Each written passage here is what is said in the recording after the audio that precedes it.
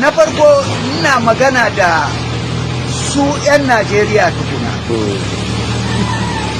Su san duk wani abu kaddara ne. Muna fatan waɗannan 'yan takarar da aka zo da su karkace wancan ba nawa ba ne, ni ba na so ya yi wani bajinta. A'a, wane ne nawa, ina so shi ne da ya ci ya yi min bajinta. To, in haka bai samu ba, mu muna fatan cewa mu taru gaba ɗaya mu yi addu'a Allah ya taimaka mana ya ba mu wanda zai taimaka mana ya yi mana gyara. Ni nawa shawarar ta. To su 'yan takarar ba? 'Yan takara to su duba dukansu 'yan ƙasa ne. 'Yan takarar ni shawarar da dan ba su ke. Dukansu 'yan ƙasa ne.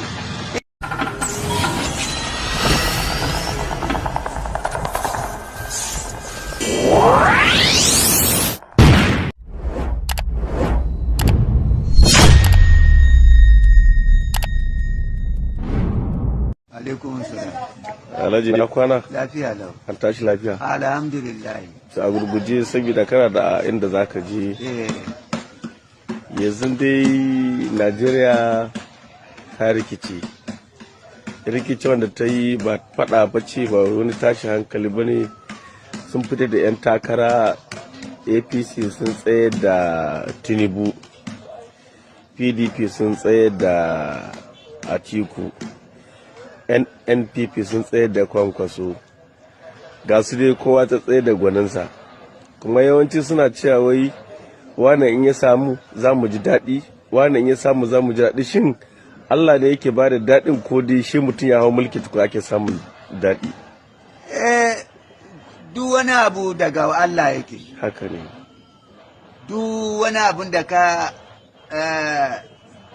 wani lokaci da ka ga wani yana da alaman da a samu sauƙi zan in ya je wannan waje. To amma akwai lalurori da dama wanda shi bai gani ba, amma sai ya je wajen tukuna sai je gamu da waɗannan lalurorin da zai kankare shi, wato zai tsare shi. Abinda ake nufi da samu gare shi na sai ga an samu akasin haka. To saboda haka duk wani abun da da mu nema sai dai mu nema ga Allah. Allah ne kawai yake da ikon ya gabatar da wani abun da ya so ya gabatar da shi. Domin shi mutum dai iya samun wani lalura da zai tare shi. To kaji yadda mu muke kuskure kenan. Maimakon mu roƙi Allah, ko da mun san halinsa, to mu koma ga Allah nan to sai Allah ya tabbatar mana da shi. To kaji yadda abun yake tafiya ke. To yanzu kamar shi Atiku ya taɓa yin mataimakin shugaban ƙasar Najeriya. Da kuma gashi yanzu ya dawo yana neman shugaban ƙasar Najeriya. Kana ganin a zamanin shi abin da suka yi zai canza hali ne ko za su maimaita ne? To nake so mu ji ko haka din zai iya yi. Atiku mataimakin shugaban kasa ba shugaban kasa ba ne. Haka ne. Ba dole ne shugaban kasa ya ta ba shi shawara ce to wani kaji abin da yake tafiya ba. Shi mataimaki ya yi sai abin da aka ce masa. Na Atiku abu dai ina nan a boye yanzu. Dai kyautata ba dai kyautata ba, wannan Allah ne kuma ya san wannan. Saboda haka shi mataimaki ya yi. Amma kamar da ce ya yi shugabancin ne tukuna ya juyo zai dawo kan shugaban. To da ce watakila ya yi kuskure masu dama.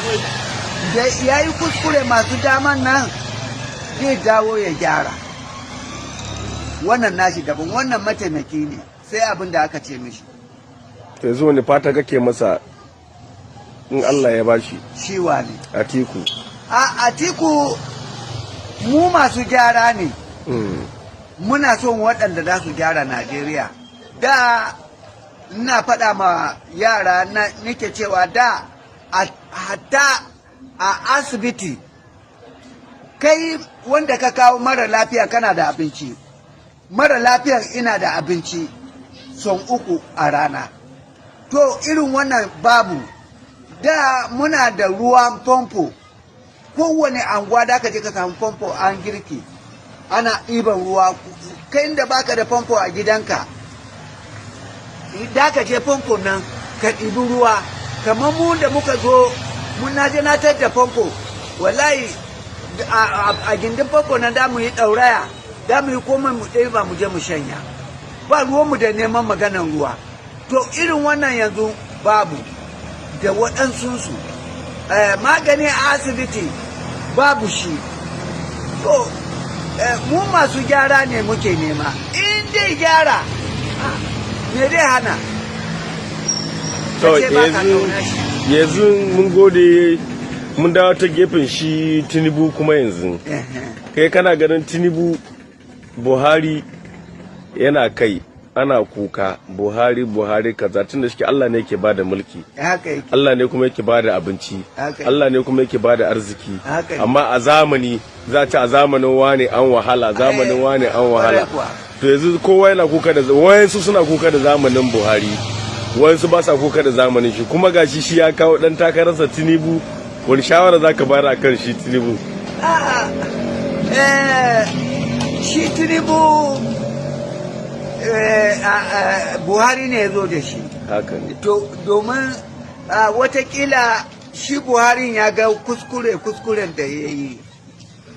To, tun da ya kawo ɗan takara, in ɗan takararsa na ya ci, watakila dai ba shi shawara ce, to ga gyaran da nike so ka yi mini. Kana saurara na maganan ko? Ya zo da shi ne akan watakila akwai kuskure da ya yi, suna so wannan fashi gyara.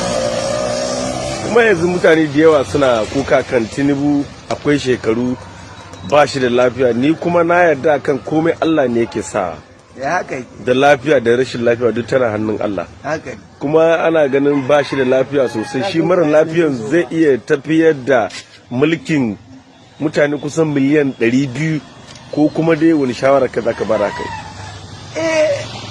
Ni shawaran da dan bayar, su waɗanda suka jo shi wanda ya jawo shi, to ai ba shi kadai bane ai, dai yi shawara ne da waɗansu waɗanda 'yan fati ne, su kuma za su auna shi. In ba sun yarda da shi ne suka zo suka tsaye da shi ba, da ba su yarda da shi ba za su tsaye da shi ba.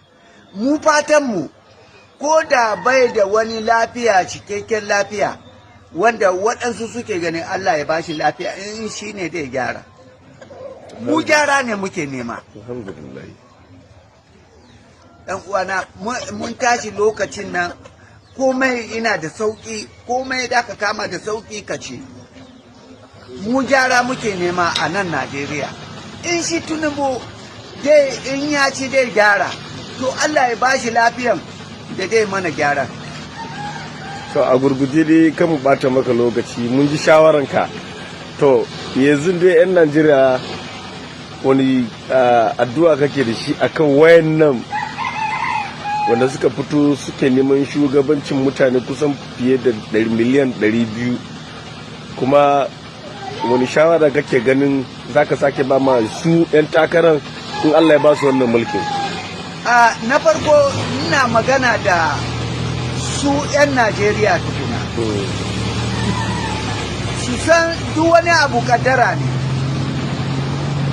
Muna fatan waɗannan 'yan takarar da aka zo da su, karkace wancan ba nawa ba ne, ni ba na so ya yi wani bajinta.